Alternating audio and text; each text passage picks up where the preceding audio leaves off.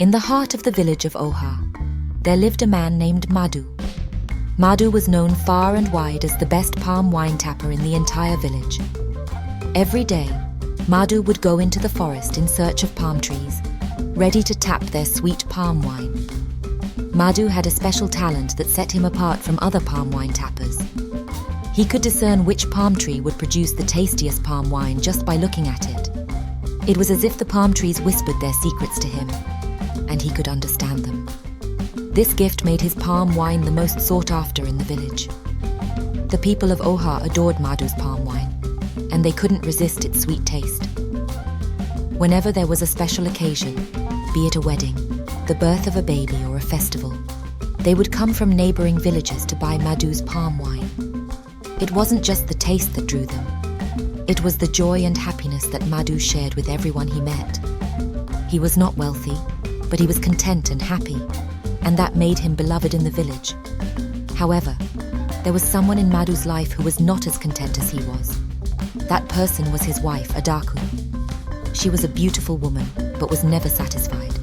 She craved the finest things in life, the luxuries that money could buy. Adaku desired beautiful houses with servants at her beck and call, the finest fabrics and beads. She longed for a life that was the opposite of their simple life. Instead of cherishing the love and happiness she shared with Madhu, Adaku constantly nagged him for more money.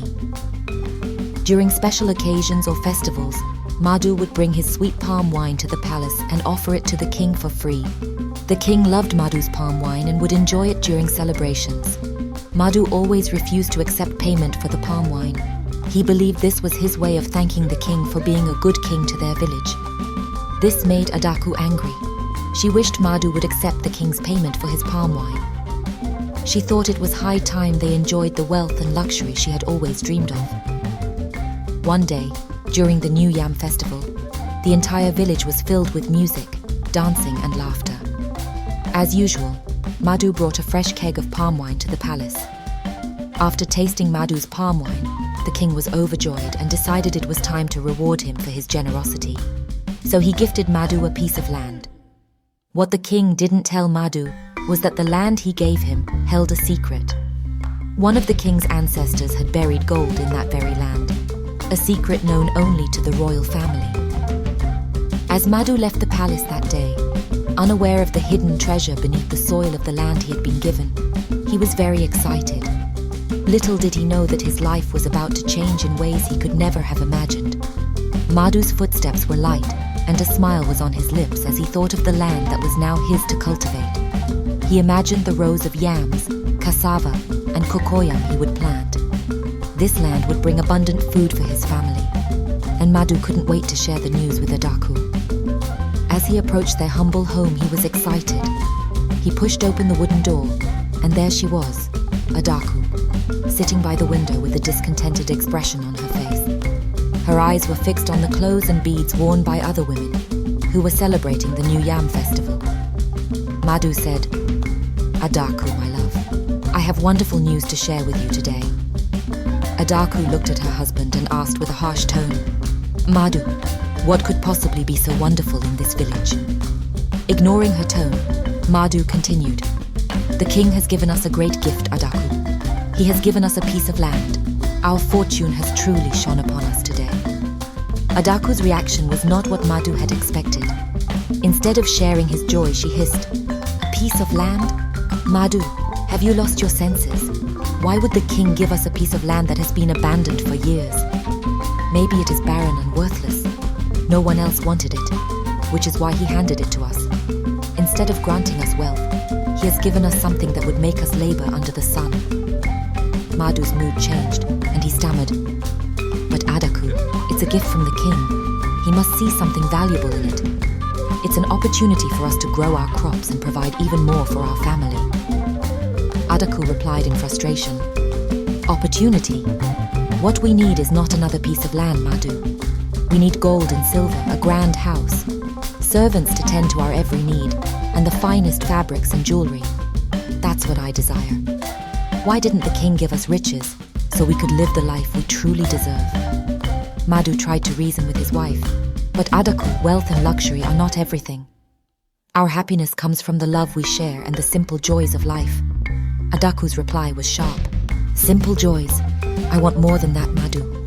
I want a life of wealth, and I refuse to be content with anything less. Despite his efforts, Madu could see that Adaku was not convinced. Her dreams of riches had blinded her to appreciate their humble gift. As the planting season approached, Madu had a difficult decision to make. Should he follow his wife's wishes and sell the land, using the proceeds to buy her the luxuries she desired? Or should he honor the king's gift and work diligently to cultivate the land, hoping to provide a better life for their family through hard work? The days passed quickly, and the planting season arrived in the village of Oha. The villagers cleared their lands, planted seeds, and worked under the sun, hopeful for a good harvest. But there was one piece of land that remained untouched. Madu's gift from the king, the land filled with hidden riches, sat idle and overgrown with weeds. It had been several planting seasons since the king had given him the land, yet Madu had not lifted a finger to cultivate it. Every time Adaku saw Madu working in their other farms, her frustration grew. She continued to pester him for money to get the latest fabric designs, beads, jewelry. She even tried to convince him to sell the land the king had given them. But Madu couldn't bring himself to sell the gift he had received from the king. Over time, Adaku and Madu started having problems in their marriage. Adaku became unhappy, and their love for each other began to fade. Their home, which used to be a happy and loving place, turned into a frustrating environment. One day, after another argument about money and their poor lifestyle, Adaku reached her breaking point. She declared, "Madu, I can't take this any longer. You are content with your simple life, but I am not. I deserve more, and I refuse to live like this any longer." With those words, Adaku made a decision. She packed her belongings and left Madu and the village of Oha behind. Madu watched Adaku leave with a heavy heart. As the days turned into weeks and then months, he expected her to come back, but he found himself alone. It was during this time that Madu remembered the king's gift, and he knew he couldn't let the land go to waste any longer. The next day, he went to the field, which was overgrown with weeds, and cleared the bushes. It was hard work, but he continued to toil on the farm. He sowed yam seeds, cassava stems, and cocoyam with diligence and patience. The land responded to his hard work, and green crops began to grow from the once barren ground. Madu was happy as his hard work was producing results. One particular day, as Madu was digging the soil to prepare it for planting yams, his hoe struck something hard. He was surprised, and he paused to examine the area. Something was buried beneath the ground, something that had been waiting to be uncovered for generations. Madu carefully dug around the mysterious object. As he dug further, he saw what looked like a buried bag. Madu reached down and pulled the bag from the earth. As he held the bag in his hands, he could feel that it contained something substantial. When he finally opened the bag, his eyes widened in shock. Inside the bag was gold. Madu couldn't believe his eyes. He had discovered a hidden treasure that had been buried beneath the land for generations. The secret riches that the king's ancestors had left behind were now in his possession. Madu knew he had to do the right thing. He carefully closed the bag and went straight to the palace. When he saw the king, he told the king what he had found and presented the bag of gold bars to the king. The king admired Madu's honesty and diligence, smiled and said, "You have shown great integrity, Madu. These gold bars are rightfully yours as a reward for your hard work, honesty, and dedication." The king didn't stop there. In addition to the gold bars, he rewarded Madu with even more gold and silver. Madu was overjoyed and grateful. With his new wealth, Madu became a wealthy and respected man in the village of Oha. He bought a new house, larger than their old one, and invested in successful businesses. Madu married again, and his new wife was a kind and loving woman.